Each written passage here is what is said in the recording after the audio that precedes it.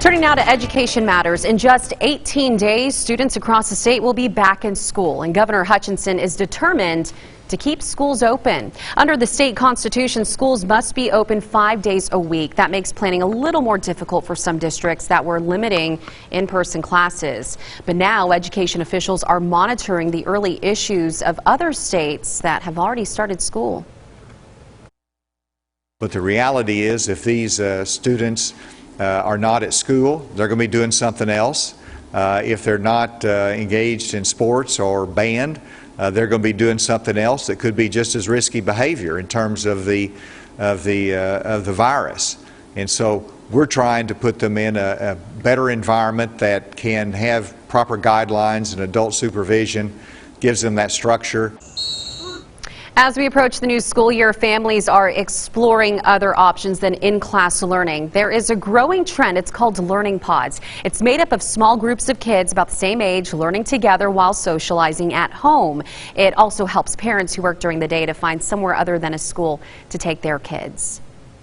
We have a baseline plan, but we recognize that we kind of need to be flexible and fluid with how it's going to work. Everybody's learning pod is going to be different. There's no set formula for learning pods. It's going to be what works best within your community. Just an interesting take there on education. There is an online forum where families can organize their own learning pods. You can find that link to our website.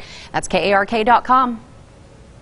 The Department of Education also has a resource call center for parents now. Parents can call it if they have any questions, concerns, or simply need some guidance. You can find the information on our screen. This is statewide. The number is 833-353-6050. That line is open Monday through Friday from 8 to 4.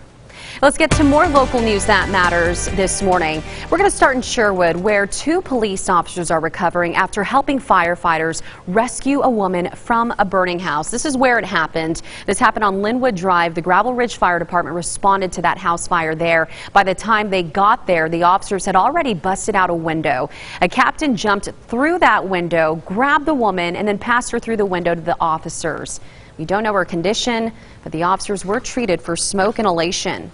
A $10,000 grant will help renovate a historic gym in Marion. It will be the new home for the Sultana Disaster Museum. The Sultana was carrying Union soldiers back from the Civil War when it exploded, killing about 1,800 people. News of the shipwreck was overshadowed by the assassination of President Abraham Lincoln.